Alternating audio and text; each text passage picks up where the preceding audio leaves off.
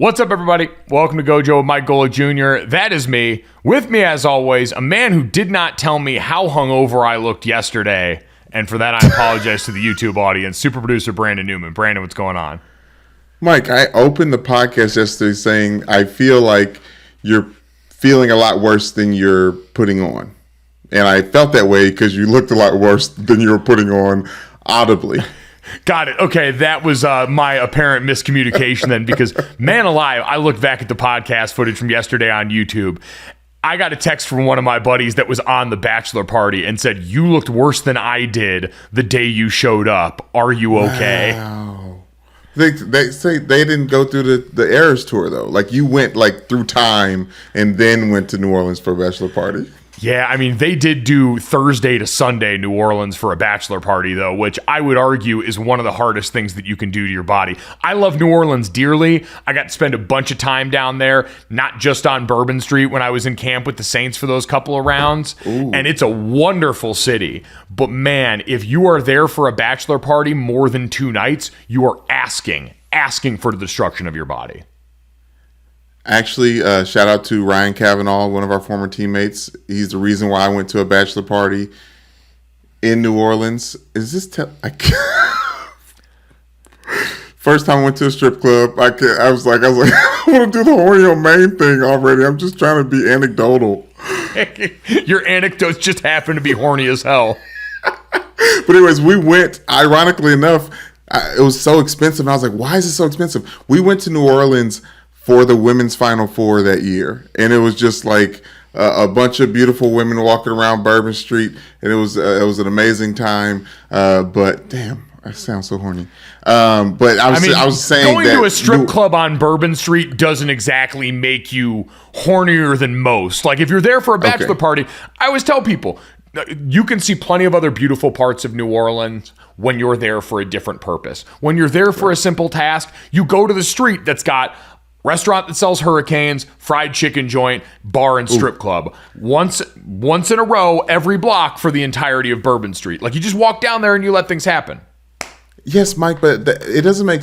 You would imagine there'd be more New Orleans cuisine, but that's like for brunch and places off of Bourbon Street. It's really just pizza by the slice and the most fried chicken you ever run into. Why would you waste New Orleans cuisine on a bunch of drunk frat stars? You feed them fried chicken and pizza, the same thing every other drunk person wants, and you get them to keep it moving. Like, yeah, you got to go off Bourbon to get the good stuff, which you should. Go down to the Lower Garden District if you want to eat well around there. There's great spots downtown to eat too, but you don't do that on Bourbon Street, and you don't really want to waste that at a bachelor party. Most people that are going there of bachelor party age, we're a little bit on the older end now, but when you're going there in your mid to late 20s, you're there to get drunk off sugary drinks and then go inside these bars and then hammer chicken and pizza after. It's a really simple process. Let it be beautiful and simple, because one day you'll be us going there as a 33-year-old and seeing all these kids from SEC schools there for like a formal or spring break or something, and you'll feel ancient and disgusting for being in the same bar as them.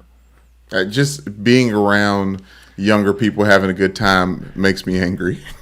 You just see all of like the Ole Miss polos pop up, and then you see all these kids in formal dresses going into the same restaurant that we're just trying to survive in. It was a humbling experience. It's a reminder that my best days, at least in that regard, have passed me by. And you know what? I'm okay for that. I really am. Like, I had a perfectly good time parachuting in there for one day, seeing my buddies, and then getting the hell out of Dodge on Sunday morning.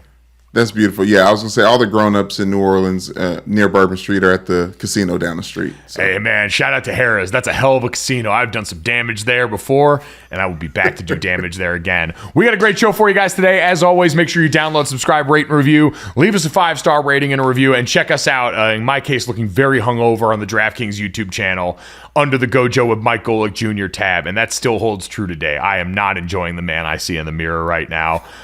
We have plenty to get to. The Final Four is set on the women's side of the bracket as we head into the next weekend for the Final Four, March Madness on both sides of basketball. One of the premier matches of the tournament on either side going to be taking place in the women's Final Four. A couple of the best players, biggest names in the sport squaring off there. We have got Jordan Cornette ESPN and ACC Network men's and women's basketball analyst, college basketball analyst, stopping by to join us. Obviously, a proud Notre Dame men's basketball alum. Talk a little bit about what he perceives as the ACC disrespect heading into the tournament this year, handicapping the Final Four that we've got set on the men's side, and a little look at Micah Shrewsbury, the new Notre Dame men's basketball head coach hire, and why Notre Dame fans should be very excited about what this means for the direction of the program. But Brandon, there is no other place in the world that we can start other than right where I am, out here in Scottsdale, Arizona. Very nearby me, in Phoenix, Arizona, we have got the NFL annual meetings going on. The owners, GMs, coaches, all convening in one area to talk about league stuff and to meet with the media and to take the annual picture that we see with all the coaches in weird, different lounging dad gear crammed into. I don't know why every year they take the coaches picture, they have to cram the seats so close together. I understand fitting 32 head coaches in one frame for a picture is tough. Have we thought about maybe layering more rows in? Because what we end up doing is having a bunch of guys fighting for armrest space like it's an airplane in this picture and making for incredible theater. True, Mike, but think about football players. Football coaches, usually former players, the big football guys, right? You have a better chance having them line up in a really long line of two than climb some bleachers for a picture. I totally get that, and you're at the mercy of what you've got there. I think it's the Biltmore in Phoenix that they're at, and so you're probably not going to have bleachers around there. I just would love the idea of seeing a couple of those guys have to sorority squat in the front of the picture, like seeing who would get bullied by the old guard coaches into going up. Like, Mike McDaniel would be sorority squatting in the front, or going the full-on crouch, covering his face, doing some trendy young picture because he's one of the young, I'm not like other coaches, I'm a cool coach kind of guys. Yeah, they would throw him and Sean McVay down in the front immediately, while the meat men like Mike McCarthy and Andy Reid get to have their pick of where to stand in the middle. Big winners of that picture, Sean Payton coming back and immediately bulldogging everyone in his vicinity. Mike. That man was square. He was not ceding an inch. Arms fully extended, boxing everyone in around him. Way to announce and re-announce your presence with dominance. At least 22 reps with the 225 bench press. I didn't know he was built like a log. Oh, dude, I never told you. Sean Payton, at least, so this was 2014 when I was in the offseason program there. Yeah. Big CrossFit guy. Loves it. Our conditioning test was CrossFit based because that's what Sean came into the indoor facility to do for his workouts during the day. Okay, yes, very suspect, but okay, I'll take it. Other big winner. Wait a minute. Russell Wilson getting with a CrossFit guy seems perfect. Honestly, not a bad mix. Again, more of this. Denver, you should feel really good about this. Wow. The other big winner in this one, just reaffirming when we do the coaching cage match, I'm sure coming up later this summer, Dan Campbell's your number one overall pick. It ain't even close. Because I saw him in the back row standing next to Kevin O'Connell, who I got to meet out at the Super Bowl. Super nice guy and way taller than I expected. He's like Dan Orlovsky, where he just unfolds out and is really tall and long. He's probably a good 6'6", and Dan Campbell, who was also an NFL tight end, was an NFL player, eye to eye with him and twice as wide. That man is a fucking freight train from hell. He is built like an actual superhero.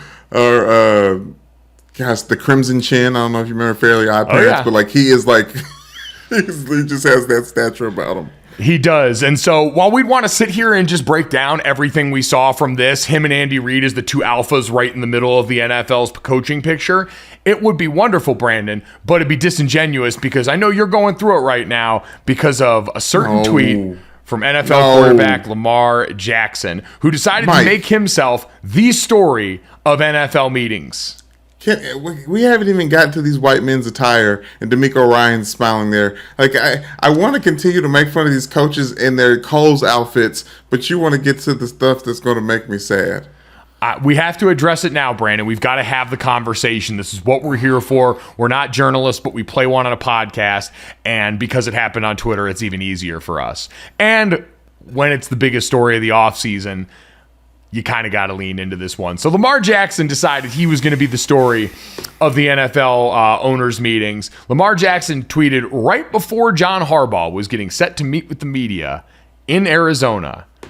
A letter to my fans. I want to first thank all of you for the love and support you've consistently showed towards me.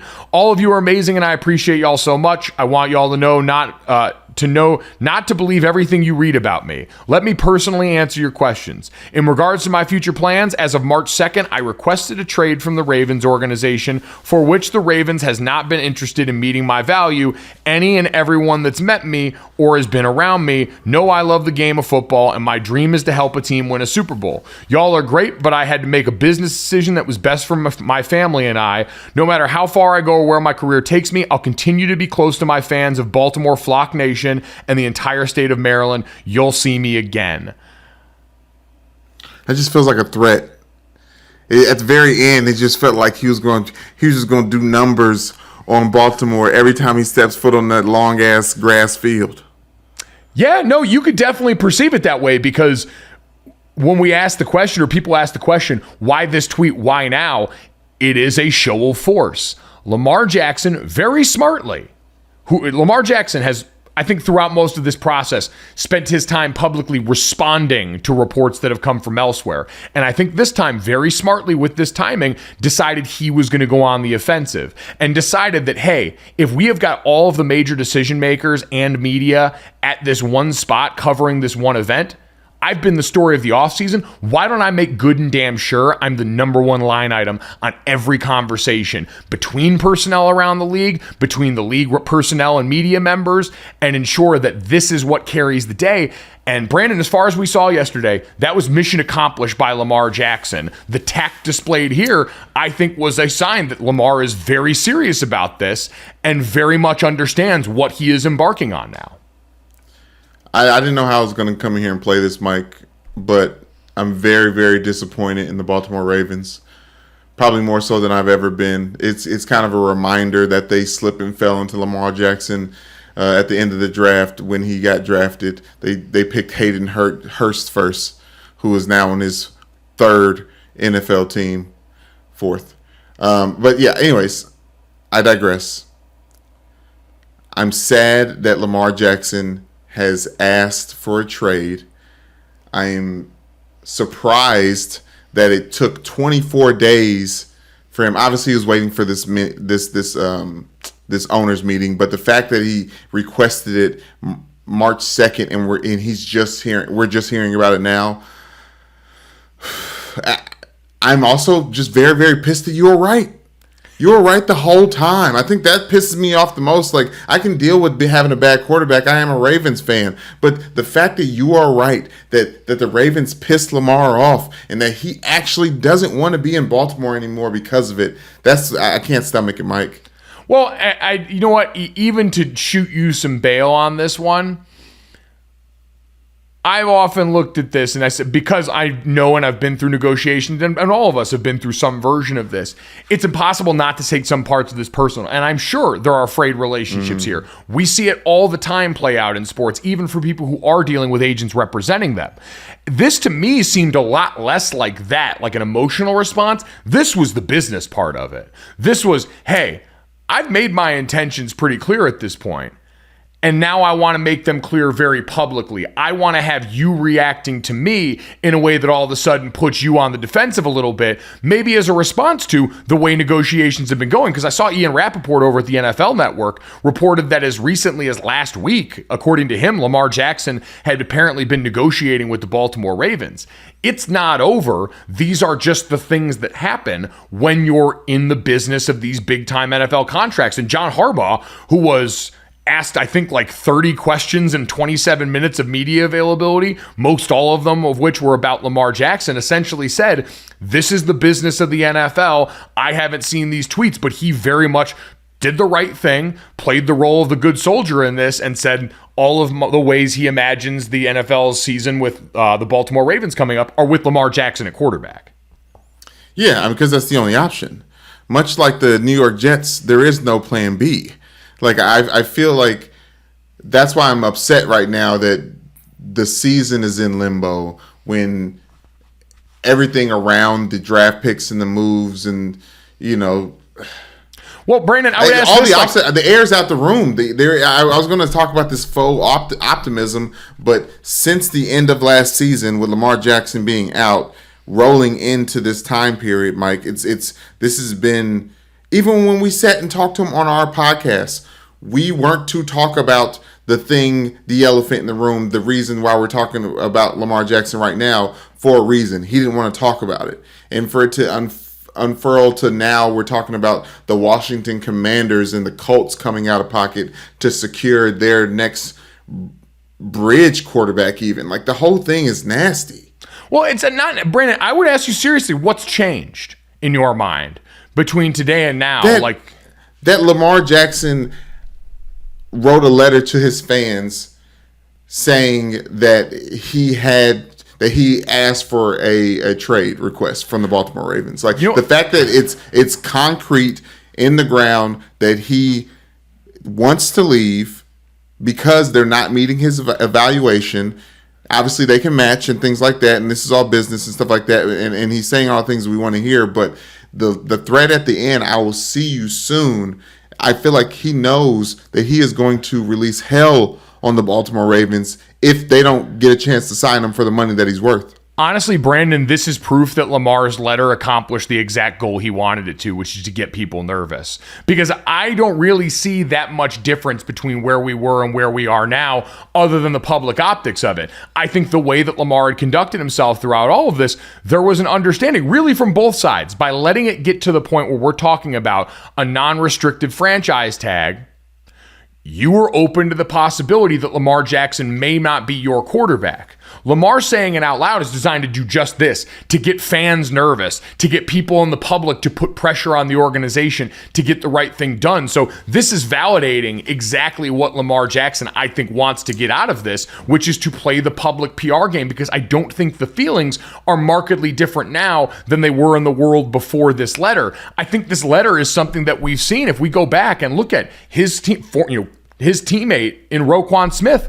This is exactly what Roquan Smith, the exact playbook he ran in Chicago the summer leading into his final season there, where he was traded this last year. He wrote the letter to the public, to the Chicago Bears, to the city of Chicago and all the Bears fans worldwide. I've officially requested a trade. Just writing these words is deeply painful. Went on to talk about being a homegrown Bear, being in the Bears' opportunity, and then saying, unfortunately, the new front office regime doesn't value me here. They've refused to negotiate in good faith. Every step of the journey has been take it or leave it. The deal has sent me that was one would be bad for myself and the entire LB market if I signed it. I've been trying to get something fair done since April, but their focus has been on trying to take advantage of me. This is almost the exact same sentiment presented here by another player in Roquan Smith, who not only represented himself, but was also a teammate of Lamar Jackson. I'd be curious to see if these things ever came up in conversation as Lamar was getting ready to go down this road, because it's remarkably similar in what we've seen for both of these guys trying to use the court of public opinion as a weapon for them. Yes, I agree, Mike. I said it when your dad was on with us last week that I expect Lamar Jackson and Roquan Smith to be in communication and make smart moves like this, Mike. You talked about this letter being as effective as it was supposed to be. This is the type of moves that happen when you have an agent, right? Like, this is Kyler Murray's agent putting out a statement right at the sweet perfect time where the Steve Keim and the GM or everyone over there at the Cardinals had to respond to it. Yes, Jim Harbaugh had to respond to Lamar Jackson questions, but Jim Harbaugh has been knocking Lamar Jackson questions out of the park since the beginning of this, because guess what? Jim Harbaugh wants Lamar Jackson to be quarterback for the Baltimore Ravens. I do believe that. Like, I do believe that, because coaches are almost always the ones who are smart enough to know how life can be when you don't have a quarterback, right? When all of the things were going on in Green Bay in a couple of years ago with Aaron Rodgers and the organization, we all saw Matt LaFleur was one of the first people to come out and be like, no, we want this dude to play quarterback here. Because Matt LaFleur understands how much better of a coach he looks like when you've got Aaron Rodgers under center versus the alternative. And I think John Harbaugh is smart enough to also realize, hey, I know what we've got in this player. And I see around this league all the time how the other half can live. And so, yeah, I firmly believe that he wants that. But this has got to be about the organization from the top down. And so I think this is exactly what Lamar wanted. He wanted to make sure everyone was talking about him. And I think the result on the other side of this, Brandon, once you get past just smart tact, the back and forth that goes on in negotiation, oftentimes very publicly, as we've seen it here, information clearly coming from the other side of this about what's been offered to Lamar Jackson or what those figures look like. This is a part of playing the game. And Lamar Jackson has said now very clearly with this, I'm ready to play ball. What we also got out of this, though, because of where it was presented, was some interesting information about what the market continues to look like for him. And we got some of the usual things, some no's from teams like the Washington Commanders. Martin Mayhew, their GM, came out and basically said they're going to rock with the guys on their roster. With Sam Howell, the guy that was their top pick at quarterback last year. All these different things. Jacoby Brissett on that roster. The Green Bay Packers also saying, Brian Gutekunst, their GM, we're, without tampering, he said basically we're in it with Aaron Rodgers and we're not going to negotiate in bad faith with Lamar Jackson, as something that I suggested, a bit of a ploy to get leverage over the Green Bay Packers. And so where that left us was some interesting, I think, new elements of this, which was Chris Ballard, the GM for the Indianapolis Colts, confirming that they would in fact kick the tires on Lamar Jackson, basically saying, yeah, we're in the market for good football players that can help our team at that position, one they've grossly mismanaged in recent years, and Lamar Jackson is a really good football player. And having that team in particular, with that owner and Jim Irsay as ones potentially looking into this in a way they absolutely should. Like, I know they're at the top of the draft. I know they've got a potential to go in and get a young quarterback, but if you're the Indianapolis Colts, based especially on your recent history, you mistimed a pretty big window, even in the world post-Luck, where we gave you some bail for an abnormal situation with the generational quarterback that you had coming after the generational quarterback that you had let go before him. We knew that was weird. But after that, they had time, room, and cap space and just went after old, aging veteran free agents and tried to plug the holes on the dam while the rest of the roster seemed to atrophy around them. And so now I think they're in a position where an immediate difference maker that is proven at this level, as opposed to a young quarterback, which is always a risk based on who you are as an organization and your ability to support them, it would be a smart move. And Jim Irsay seems like a reckless enough dude to potentially give Lamar Jackson the kind of things that he wants in a way that should make Baltimore very nervous. So that was an interesting new bit of information to me that I think should not go undersold. Yeah, I think they were not on the list of teams that were not interested. I do want to mention when that first wave of teams came out when you found out Lamar Jackson was available. So I do think there's some validity there. But also don't trust Chris Ballard or Jim Irsay because of all the mistakes that they've made at the quarterback position with that roster. Not to say things haven't panned out where they put money recently.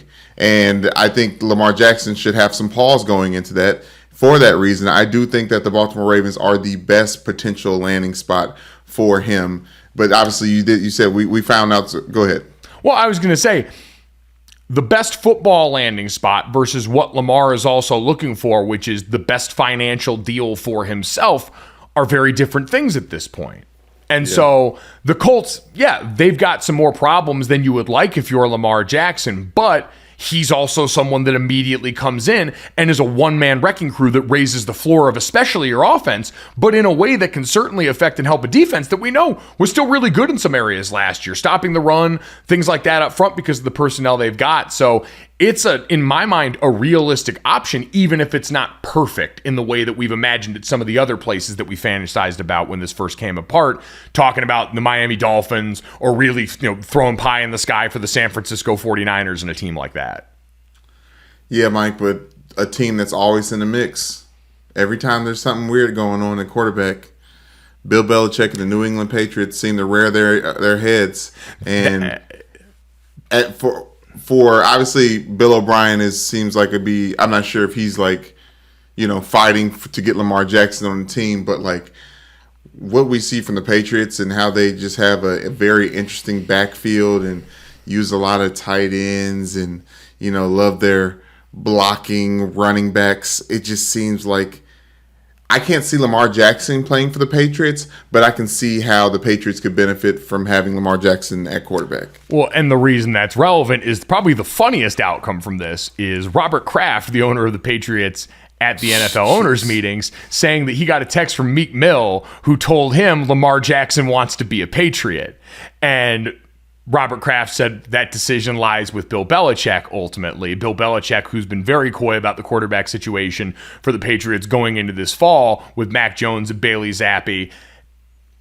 Another interesting wild card potentially here. Bill Belichick is one of those guys that tends to talk glowingly about guys that he'd like. I think he in the past has spoken pretty highly of Lamar Jackson and what he thought he may net on the open market with his contract. And so, again, it's at least not another no immediately from what we saw in New England, Brandon. And that to me is important considering what you mentioned, the opening stance that we saw when Lamar Jackson in this situation popped off for real. It was 5 teams who immediately put out statements or, through different people in the media saying we're not going to pursue Lamar Jackson. The fact that now, after this newest round of headline, we've got one basically yes in the Colts and another maybe in what we got in the answer from the Patriots, and knowing there's been contact made there, albeit we have gone from St. Omni to Ken Francis now to Meek Mill, is an incredible bit of NFL insider or NFL contract negotiators working this offseason that I love to see. But it's at least something that's not a no in a situation that's only going to gain more and more importance as we head towards the draft. Yeah, it's not a no, Mike, but I'm not taking Meek Mill's text messages with Robert Kraft as evidence to that. I refuse. Like, rappers want to be ballers and ballers want to be rappers. If you don't believe me, look at why Le'Veon Bell set out, because I just really believe he was just living that rapper life and could not pass any of those tests that he had to get that money, and that's why he set out in the first place.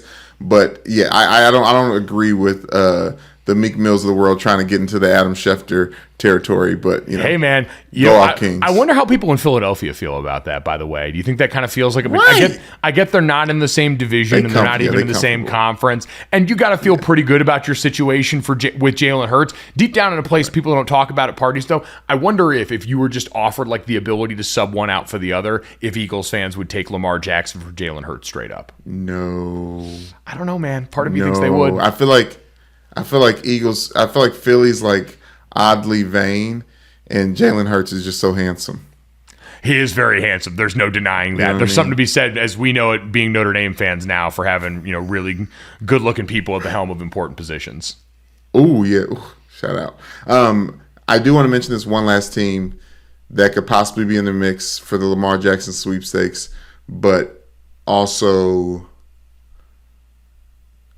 probably can't be financially, but the Miami Dolphins. I think there is some value with Tua Tagovailoa, talking about moving him around, and obviously Lamar going back home to Miami and Florida. I feel like Mike McDaniel would do some crazy things with Lamar Jackson that the entire NFL would be interested in. So much so that I think a lot of the other teams will get involved. Like maybe it's one of these things where like it's a 4-way team trade. Everyone's going to get involved to make the thing happen. But Tyreek Hill's over there. Dude, listen, if we're drawing up dream scenarios, seeing him in some variation of that Shanahan tree offense would be electric, knowing how creative these guys have been with the running game. I thought you were going to say seeing him in that teal, which would be dope too. Would be incredibly dope. If we were to grade this purely off of uniform heat with Lamar Jackson, Miami would be very, very high on that list. There's no doubt. And so, again, all of this spinning of the wheels, this was the design for Lamar Jackson at a very calculated juncture. And so, among other things, I think it just sends the message that for all the conversation about what Lamar Jackson would have gained from having an agent, and I still think there would have been value there in navigating some of these scenarios, he's not walking into this completely outgunned or without an understanding of what he is working with here. And this is a clear indication. He knows that there's a game to be played in this negotiation.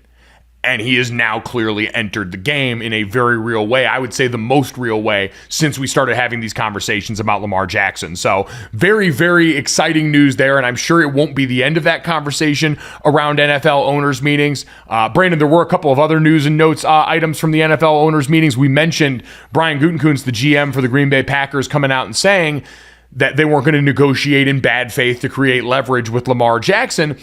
But also did sprinkle a little nugget in there from the Packers brass in response to the Aaron Rodgers comments on the Pat McAfee show from a while back that he wished the Packers that there had been more direct communication, that he likes direct communication after the season about his future. And the Packers brass basically came out and said, we tried to reach out to Aaron Rodgers for 2 months after the season. He didn't return any of our calls. And so eventually we had to start thinking about us and do a little bit there. And we know, again, going back to that situation, Aaron Rodgers got on the offensive, tried to flip leverage in a way that I admire from people on the players' side. But given what we've been through with Aaron Rodgers, I do feel like there's a fair amount of people that would believe the Packers who are saying, yeah, we tried to call you and you just didn't answer. Yeah, no one heard that was like, no, Aaron Rodgers would have hit him. Like, Aaron Rodgers is already talking about the blacksmith in Green Bay. I'm sure he has Brian Gutekunst's number saved in his phone. Like, and also the darkness retreat. Like, I mean, it was 4 days, not 2 months. I think. Yeah. Anyways, but Mike, one thing that also came interesting from that conversation and the whole Jets, Packers, Aaron Rodgers saga. The fact that the Jets and Robert Saleh said, listen, we'll wait till training camp to get this deal done. We are waiting for the white whale, and when he gets here, y'all watch and y'all notice. But the fact that they really just came out and said, no rush getting Aaron Rodgers here. We will wait until August. Well, and I think this is trying to sound tough in public, because that would absolutely be the worst situation for them. And they smartly leaned back on. And Robert Saleh said, if there's a great relationship with the coordinator, there's really no urgency. Talking about Nathaniel Hackett, who Aaron Rodgers spoke glowingly about, worked with in his time in Green Bay, you do absolutely have that as an advantage. But as we talked about with Dad before, and as I'm sure Jets fans and even Rob Saleh in an honest moment, yeah, Aaron Rodgers has not shown up for parts of the offseason program in the past.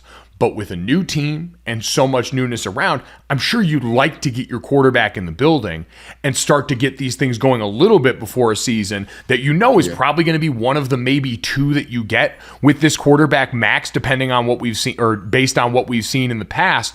And so they're coming out and saying all the right things. I just don't know if I necessarily believe them. I still think if this thing makes it past the draft, all of a sudden that leverage conversation we talked about swings pretty decidedly in favor of Green Bay, who at that point would basically saying, yeah, we're going to wait till after that June 1st date because that does a lot for us financially, understanding that also means we're probably pushing off the best version of ourselves another year because any of that draft capital we recoup won't be here in time for the 2023 draft. And based on where you're at with Jordan Love right now, in a spot where you're in an information gathering season, if you get to this point where you want to get a look at your rookie first round draft pick and see if you pulled off the Brett Favre, Aaron Rodgers thing again, yeah, you'd like to have some more weapons around him. You just lost Allen Lazard. We've talked about the young players on that roster that had to develop last year. And we can hear all the stories about Jordan Love going and working out with those guys already in California and all that good kumbaya stuff. But you're still in kind of wait and see mode if you're Green Bay. And so part of me thinks not necessarily the worst move to defer the majority of your draft capital to another year where you go out and you use free agency and the time post-draft to put together the best thing you can around Jordan Love after you make a trade, in theory.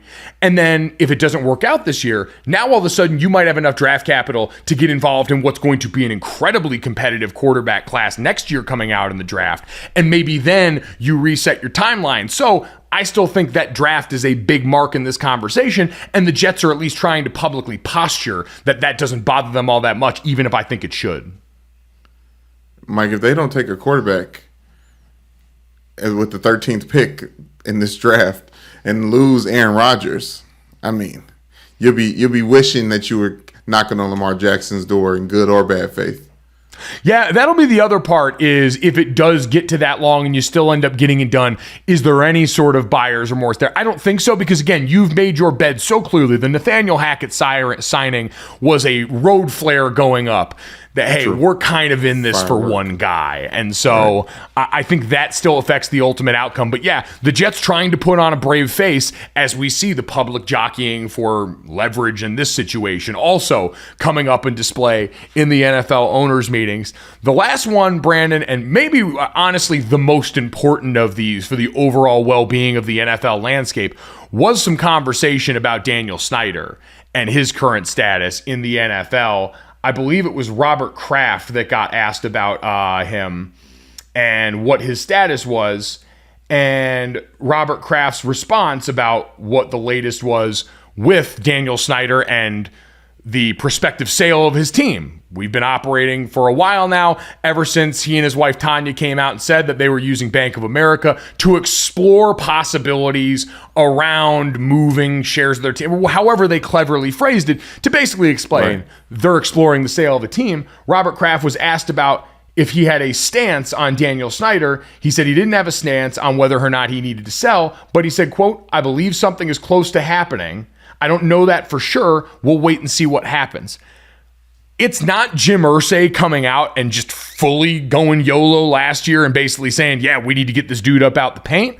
But him saying, yeah, I think something's close to happening, combined with reports that also from the Washington Post that Daniel Snyder declined to be interviewed for the Mary Jo White report, the second report being done on the impropriety inside his organization, all do seem to be public signs that maybe we're getting closer to this thing actually being done, which would be one of the bigger ding-dong, the witch is dead moments for the NFL in recent history. I mean, can we all agree that if those words are coming out of Robert Kraft's mouth, that the owners probably know who is already lined up to purchase the team next? Like, I feel like if you're saying something is in the works when something has technically been in the works for the last, 3 months? Like, something is getting done. Well, right, and when you've got Jerry Jones coming out and saying, yeah, our relationship's not as lovey-dovey anymore, it's a lot more business-like. If you're on the outs with Jerry Jones, you're probably not in a great situation. And if you're not going to go defend yourself to the woman that's writing a report that's supposedly going to actually be released this time and has a bunch of information that would likely lead to her recommending that you be removed by the rest of the league, it seems like you're kind of waving the white flag and just deciding you don't want your hands to appear any dirtier than they've already been. And so, yes, hopefully that would lead to that, because you're right, and I've always said this, whether it's at the college level when it comes to conference commissioners or at the NFL level with owners. When the people in power start even whispering about the things out loud, and this was years ago in the college level, about the idea of playoff expansion or the idea of a playoff in general or all these changes we've seen in the sport, the minute one of them says it out loud, you know they've been thinking about it and actually talking about it for so much longer than they were ever going to let out in public. These are people with an understanding of the calculus of what their words do once they're out in the world, and Robert Kraft is no different, especially with his standing amongst the owners around the NFL. So I don't think even that little admission is an accident in the grand scheme of things. Loose lips sink ships. It is, and I think a ship that many people are hoping gets sunk very quickly in Washington, fans, players, and everyone else alike, based on what we saw from that report card not too long ago for the NFL free agents. Brandon, we are going to pull up for some oxygen coming out of these owners' meetings, take a quick break, and when we come back, we're going to visit with our good friend, ESPN and ACC Network basketball analyst Jordan Cornette, talk about the tournament next.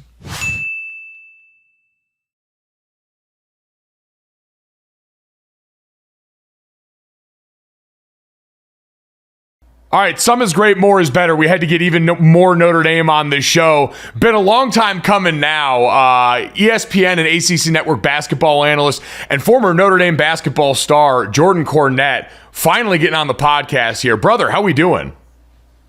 I feel like I've made it, my friend. I've finally been on with you, bro. You know, you up and leave me here in Connecticut. We just start finding our groove, me being a new employee, you having been here and crushed it at ESPN for so long. Then you pack up like the Colts in the middle of the night and you disappear, man. And now you're living your best life, doing a great job with the show. So I'll take you any way I can get you, even if it's from afar, but on the show here for a segment or two, talking the best time of the year in March, man. I'm a happy man. I know. I was going to say at some point I'm going to have to make the pilgrimage back to Connecticut, and we're going to have to reconvene here because catching up via podcast, I think that's how guys keep in touch nowadays, but we got to do the thing in real life here very soon. Very true, man. You mentioned it, though. You're a busy man right now. March Madness is going on. And I also saw you're a very passionate man right now. As we've got the Final Four set on the men's side, I saw a lot of very passionate tweets coming from your Twitter account about the disrespect of ACC basketball this year. So tell me what inspired that. Where did that passion come from on this subject as we've got Miami set to represent the conference? Well, Gojo, it's really interesting, man. And look, you can say it's biased, but people got to understand during college hoops season, I am not an ACC network necessarily an employee. I cover all college basketball. The majority of the games I do, though, when I'm at a studio, I'm calling ACC basketball games. So I'm seeing a ton of the ACC. And when I'm watching the games, college basketball as a whole doesn't have the level of execution we would love it to be. There has been a tick back in basketball across the board in terms of the shot-making ability, the consistency, the headline talents, if you will. That comes in ebbs and flows. I mean, that's just sporting life. That's how it works. But when I'm covering this conference, and maybe it didn't have this year, the Big 12 battles night in and night out. Credit to the Big 12. That was an incredible conference. It's not played in the Final Four this year. But look, between Kansas and Baylor, they've had remarkable success. So beyond the Big 12, I'm kind of looking at all these other conferences and saying, why does Commissioner Jim Phillips have to stand up here and defend this thing? Why are these coaches like Coach Capel feeling like they need to come up here and defend a conference when I'm watching it and I'm seeing some really damn good basketball from certain spots? And again, the consistency is lacking everywhere, but I'm watching styles that translate in March. I'm watching high-level players. I'm watching teams improve as they gear up for the tournament. And I'm looking around in the Elite Eight. I'm going, where's the Big Ten? Why isn't the Big Ten why isn't Kevin Warren on his way out to go with the Chicago Bears having to address the same futility from 2000 to now when we've had in the ACC national champions? We've put in 2 horrible years, supposedly, in the ACC, 3 teams in a Final Four. Miami still had a chance to play for a national championship this year. And if people want to say, well, that's Carolina and Duke. When we talk about SEC football, Gojo, who are we typically talking about? For the longest, it was Alabama, and now it's really only Alabama and Georgia. So to me, I just don't really understand what's our metric in which we're looking at all this. Because last time I checked, it's about where you are at the end of the year, and are your teams gradually getting better to get in a position where your style will translate in March. And for the ACC, quite simply, it has. Like I say, this Miami team won the ACC in the regular season. It's not a surprise. They didn't come out of nowhere. So when you look at this squad in particular, with all the things that you mentioned, why college basketball as a whole maybe had a little bit of a lull this year, what's allowed this particular Miami team to go out here and demonstrate the things you talked about to get to this point? I'll tell you, Junior, they illustrate what the landscape in college basketball currently is and how you can succeed in this thing. The team that was on their heels in trying to win an ACC regular season championship was the Pitt Panthers. Pitt Panthers subscribed to the same model that Miami did, in a way, that being the transfer portal. Getting pieces that you can plug in that fit your style, but also having high character guys that can come in and blend with your established pieces that are already there. And if you look at Pitt, you can go down the line. Old guys that Coach Capel got in there to put them in a place where they got better like this. That could happen with any team. That's the new world we live in. But going back to Miami, NIL mixed with the transfer portal, and you got to give credit. It's not like, Coach Larinaga is wet behind the ears and a guy who's bright-eyed and bushy-tailed enjoying a college basketball thing. This guy's been around for decades. He has a Hall of Fame career. And unlike some guys that may be in his position, I won't name names because I'm not talking about anybody directly, but a lot of guys that have coached for that long say, no, this is how it's going to be played. This is how I'm going to address it. I'm not evolving. Coach Larinaga said, okay, what are the rules? Let me understand what the rules are. I'm not going to go outside them. I'm going to dominate within them. And what does that mean? Let me go get Nigel Pack from Kansas State. Let me give him a nice NIL package within the rules. Let me make sure he fits with our style. And he's a high-character guy that can blend with our locker room to play along Isaiah Wong. Oh, Isaiah needs a little bit more. Let's go get him NIL to make him happy so he's here. So this backcourt not only works, but shines, and it has. And then Norchad Omier, you're an undersized group. You need somebody to fortify the down-low spot for this group as opposed to pivot guy who can rebound and score with his back to the basket, bring some toughness. NIL, transfer portal, boom, he's in there. And he's a great young man. I had a chance to talk to him several times this year. So Miami is the model, Gojo, of what works in college basketball. Not only works, but excels. And this is no lightning in a bottle. Last year, this group went to the Elite Eight, was on the doorstep of a Final Four, and now they're back. Coach Larinaga may coach for another 20 years because this guy has it figured out. He's a great teacher of the game. He still, despite his age, relates very well to his student athletes. It's a beautiful story. It's been incredible to watch, and you mentioned embracing what's going on right now, and what's going on right now has gotten us into a unique set of circumstances where you've got 3 teams making their Final Four debut in the same year for the first time since 1970. Do you think overall, with what the transfer portal and NIL afford people, that what we've gotten this year in March Madness, more apparent parity than ever, 1 seeds and top seeds dropping left and right, is this going to be more of the norm going forward now at this time of the year in the tournament? Yeah, I would say so, just because every place can be appealing now. Look, FAU, I think there's an interesting case study here with FAU. This is no flukish team. Like, if you look at the metrics, they were a top 20 team all season long. Now they're just getting the opportunity against the big dogs and have a chance for every household to go, oh, it's March, let me tune in. Oh, FAU's pretty good.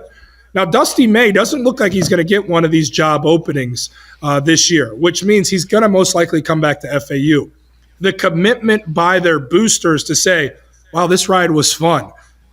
I don't know about you, Gojo, but I'm pretty sure there's money down in Boca. I'm pretty sure that there's some money around there to be gathered up if the support is there, and it should be with the run they've been on.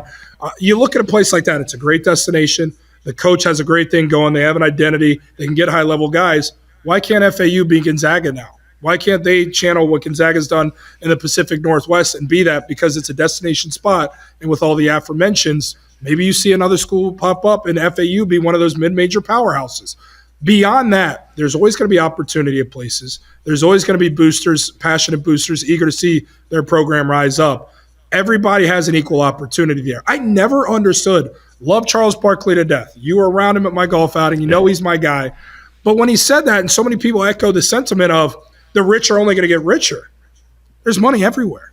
And there's passionate fans everywhere and boosters and great coaches and great players now in different systems. So I do think you're going to see a lot more of this. But it doesn't X out the Blue Bloods. I mean, the Blue Bloods are still going to get great talent. This might have been a one-off in terms of Purdue losing to a 16 seed. Duke with a new coach in John Shire, who did a remarkable job taking over for Coach K. And you can go down the list. Blue Bloods will have their seat at the table, but the fun part is a lot of other ones will too.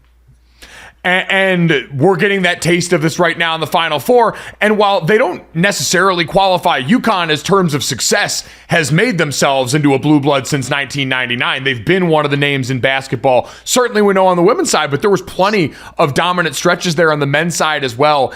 As you sit here looking at the Final Four right now, is it clearly UConn's to lose? Is this closer, especially on the side with UConn and Miami? How do you handicap the Final Four that we've got as far as who's got the best chance to win this thing? I mean, it's only fitting that we're delivered 2 great Final Four games down in Houston, and I truly believe that because I think the 2 matchups are eerily similar teams in certain ways. There's definitely differences, but let's go with FAU and San Diego State, and I was down there to watch San Diego State's run in the second weekend.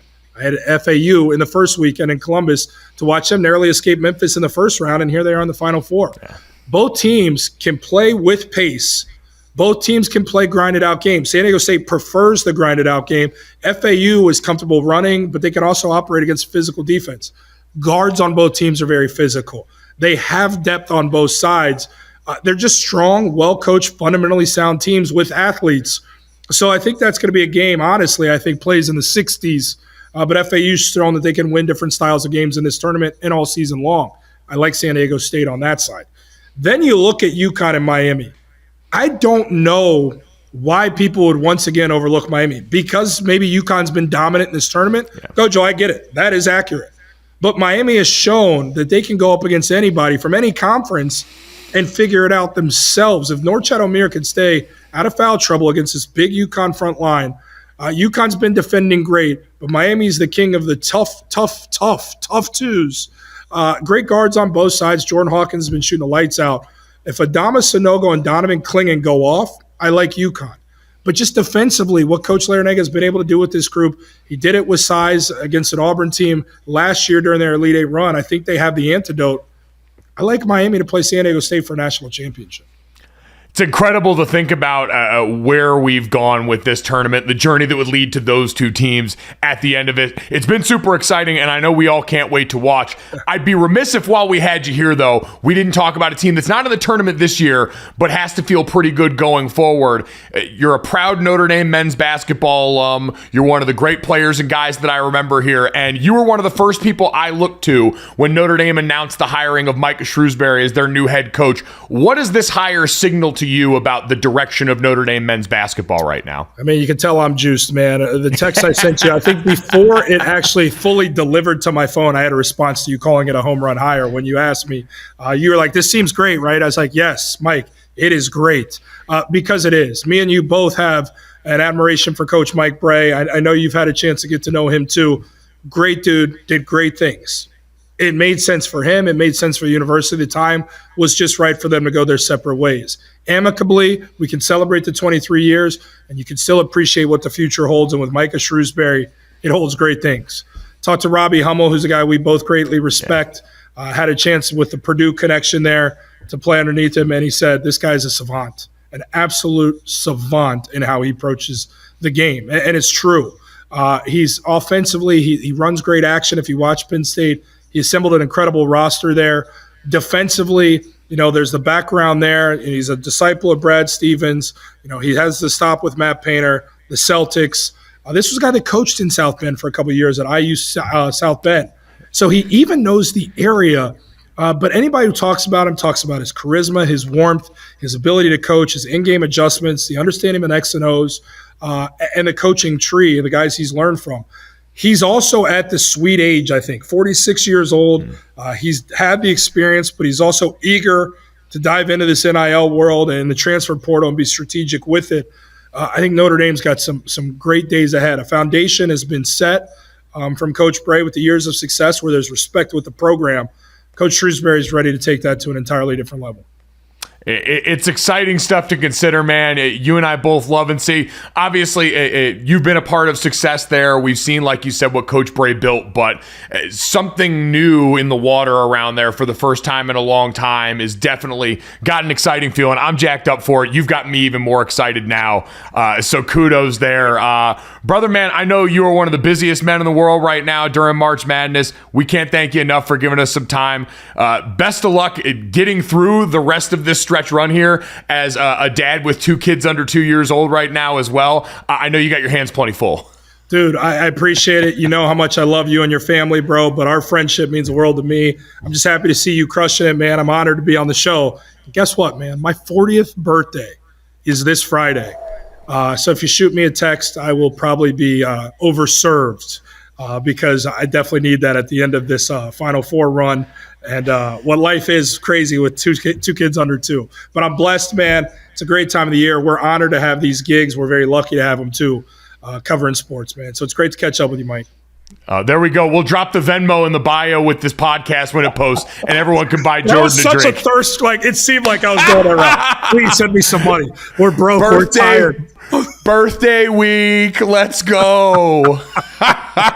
Oh, brother, man, I appreciate it. Love you, buddy.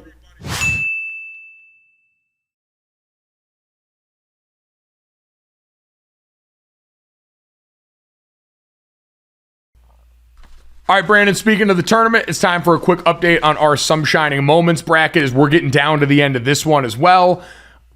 As always, for anyone whose first podcast it is, we took the 32 top moments from the last year, we seeded them in a 32-team bracket, and we had them go head-to-head to try and crown the one shining moment from the last year, and that is in sports, pop culture, music, movies, TV, all of those different things, all seated in here. Brandon, we were down to the matchups in the Elite Eight. We have now set our Final Four after the fan voting from yesterday, and I gotta say, not a lot of surprises here, the way it worked out. We had, in the sports region, the North region, the 3-seed Kelsey Brothers magical season lose ultimately to the World Cup final. 4-seed that Jessica Smetana pointed out very early, probably underseeded, deserves to be where it is now in the Final Four.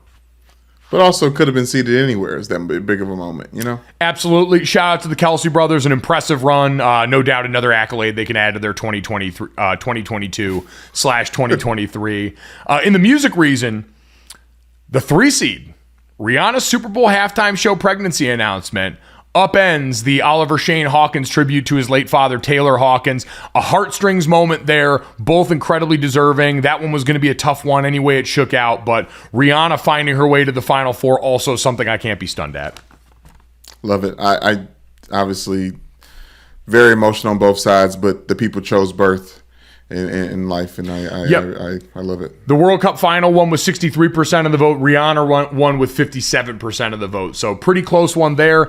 On the other side, in the movies and television region, the slap at the Oscars beat Top Gun Maverick with 61.7% of the vote. Yes. The slap moves on. It was the 1 overall seed in this tournament, and really the inspiration for this. Not overly surprised, Brandon. I know you were rooting against Top Gun Maverick, you monster.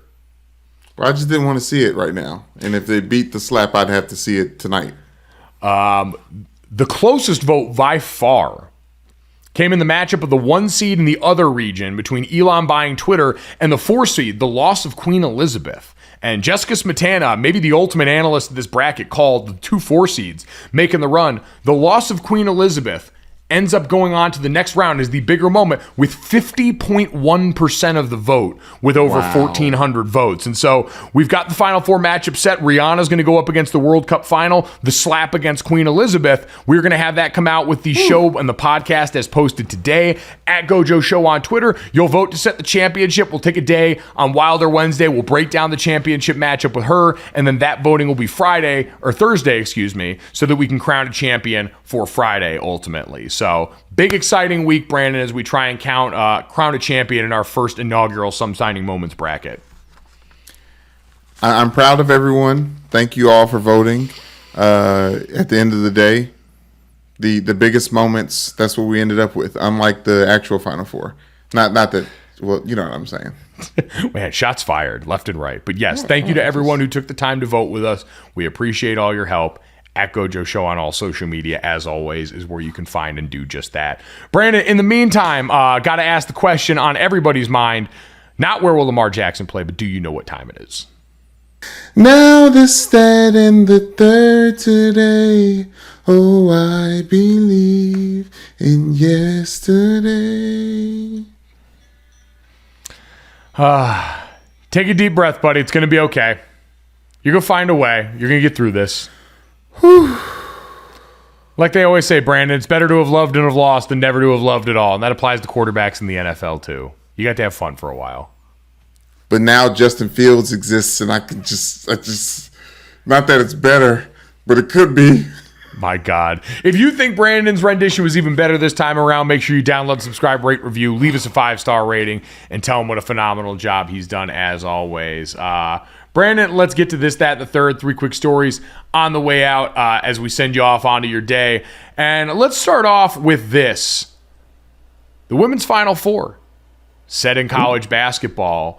And I don't think a ton of surprises necessarily. On one side, you've got the 1 seed Virginia Tech coming out of the ACC. They've been a great story and an awesome team this year, going up against Kim Mulkey's LSU Tigers, the 3 seed coming out of the Greenville Elite 8 region there. And no one's surprised there. Kim Mulkey, someone who's done this at multiple stops along the way now. Yeah. It's the matchup on the other side of the Final Four, though, Brandon, that should have everybody jacked up around college basketball. Number 1 seeded South Carolina versus the 2 seed, the Caitlin Clark-led Iowa Hawkeyes. That game is going to be an all-out battle. And we know South Carolina, Aaliyah Boston, what Dawn Staley has put together, making this the preeminent program in college basketball right now. The Georgia football-like taking of power from UConn if they're assuming the Alabama role in this situation. True. But man, to have that matchup going against Caitlin Clark, who a lot of people thought Iowa should have been a 1 seed, didn't understand why they ended up on the 2 line, fresh off of the first 40-point triple-double in NCAA tournament history on either the men's or the women's side. And ho-hum, she did it in the Elite 8 to top 5th seed Louisville in that matchup. Unbelievable, true baller performance there. Can't wait to watch those 2 Titans slug it out of the court. Yeah, Mike, that's going to be amazing. Sue Bird came to the shoot-around for Iowa Hawkeyes. I feel like she so sick. Added a little juice to that. But Aaliyah Boston versus Caitlin Clark is very interesting because I just feel like Caitlin is just very in your face about how she does everything, and Aaliyah Boston's like very humble coming back, and even Don Staley I feel like threw a little bit of shade saying like if we fed Aaliyah X amount, like she could get those type of numbers, but we move the ball around and then she turns around and has a 20-point double to get them to the Final Four over Maryland. But yeah, I'm interested in the game because I don't believe that Caitlin Clark and Iowa could beat South Carolina. But if there's ever a game where one person can take over and make it a game.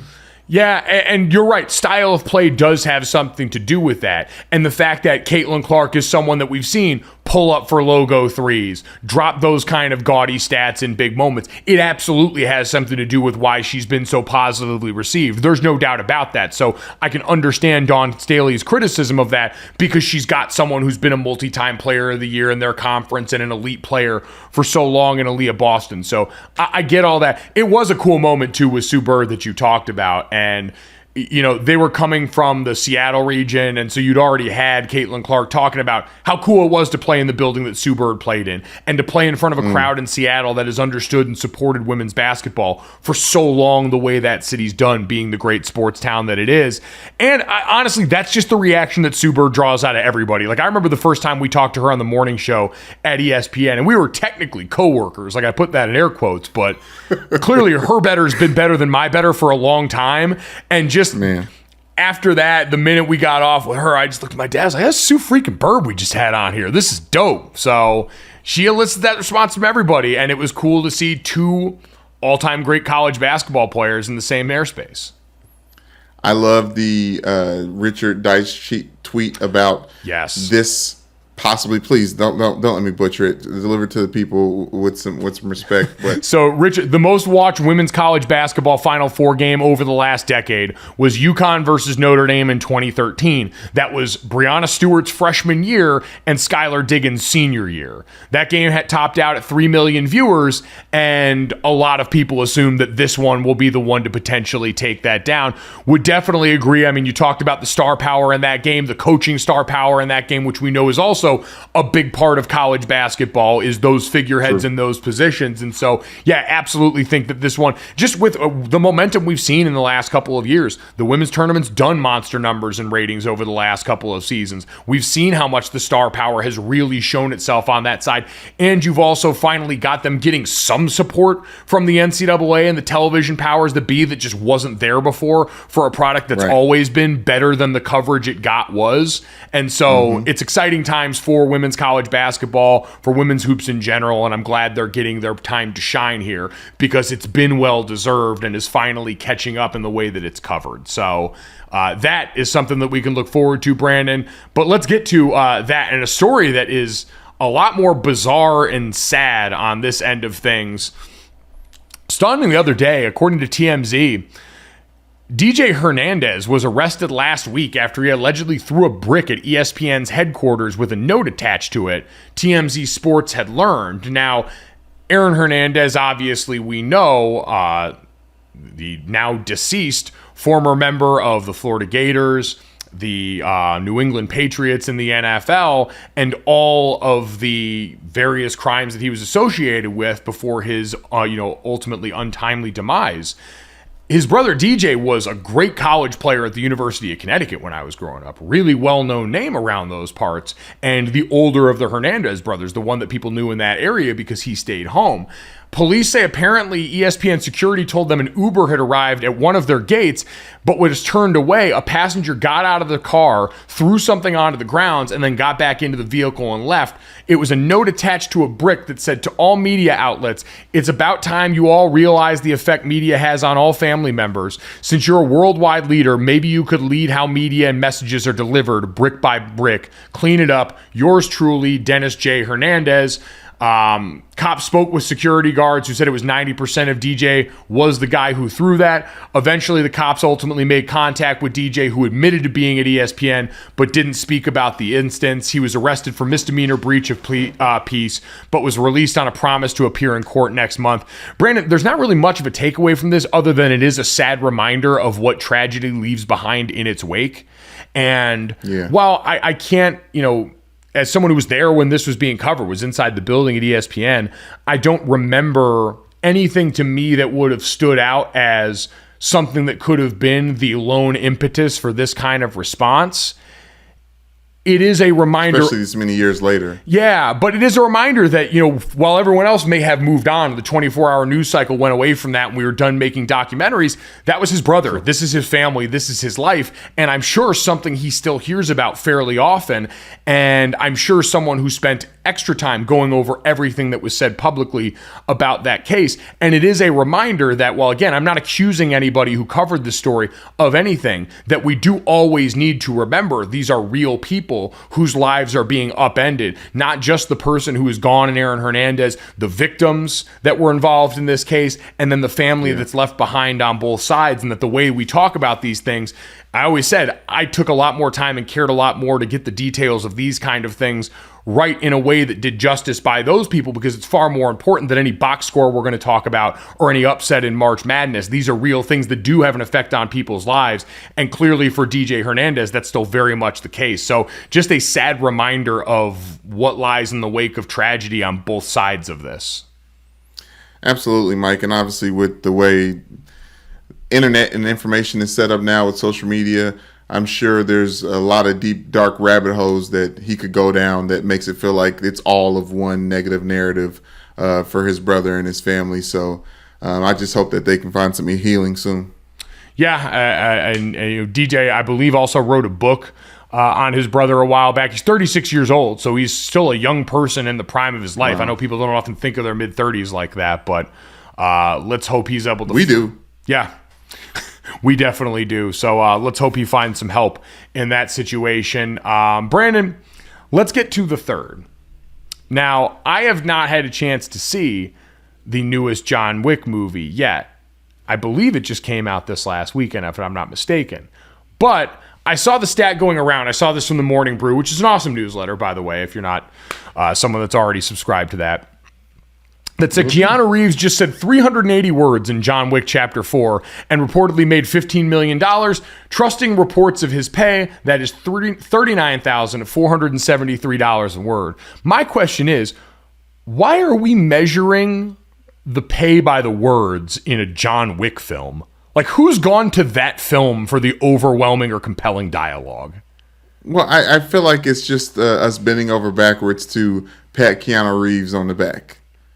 But I feel like we don't need to work that hard to pat Keanu Reeves on the back. Everyone seems to love Keanu Reeves. He seems to be, by all accounts, one of the Hollywood figures that most people rock with. Right, but if you remember when we got into college, Chuck Norris had all those random facts about him that were all fictional as well, that were like jokes. I think Keanu Reeves is in that territory where, like, you need to do the research like this to articulate just how much he's important to the culture, how far he's come from Bill and Ted's Crazy Adventure, or whatever the hell that movie. How far he's come from John Wick Chapter 1. Well, obviously, it wasn't called that. He was already a made man, right? Like, I think the money he made from The Matrix alone could have sustained him for the rest of his natural life. The fact that he gave us a gift like the John Wick franchise, which, much like the Fast and the Furious movies, I would see in perpetuity as long as they kept making them. They don't ever need to stop. I'll keep showing up. John Wick has been the most consistent force in my life. If you want to measure dollars per whatever in this movie. Do it by measure of bullet casings or bodies dropped or any number of things that have come up that are a much more normal part of the John Wick experience than words. Well, I saw a snippet. It was like a behind the scenes of this movie, and it seems like John Wick's got a lot more people on his team shooting at the same people. Where I thought my favorite part about John Wick is he was just one man shooting at so many people. You know what I mean? Like it seems like he's got a little A team with him following him around. But anyways, here's what I love most about this dialogue conversation. The director said that Keanu Reeves cut roughly half of the dialogue from his character from the initial script, and which led out to be 103 lines of dialogue, 27% of them were one single word. Hey, that's a man that understands editing is writing. Ooh, yes, we can I use, like that. We don't need a ton of. I know this is the irony of this coming from me, who a lot of people would joke acts like I'm paid by the word. You don't always need a lot of words to say something effectively, and John Wick has figured that out a lot better than I have.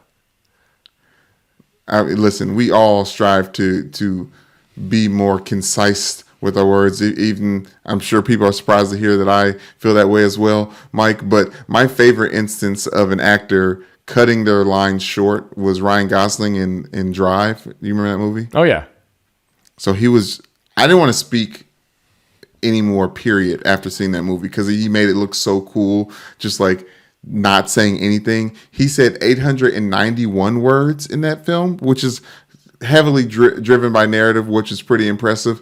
But he cut out 70% of that of his script, and not in like rehearsals. He did it on set, and the director was like, "Oh, okay, I guess we're just doing this now." So he ended up only speaking 116 lines, which I thought was impressive. But obviously, Keanu Reeves and John Wick takes the cake. I love the idea of Ryan Gosling just staring at the director uncomfortably long enough to get them to just move on and accept the fact that he is done speaking for that scene. That is both power and terrifying at the same time. Either way, can't wait to see John Wick. Again, it has been the most stable and consistent relationship in my life since its inception as a franchise, and I will cherish it forever. We appreciate the relationship we have with you, whoever's listening right now, and we hope you'll stick with us forever. If you feel the same way, make sure you download, subscribe, rate, and review, leave us a 5-star rating, and go and subscribe to the DraftKings YouTube channel. Check us out under the Gojo with Mike Golick Jr. tab on there. Thanks so much. We'll talk to you tomorrow.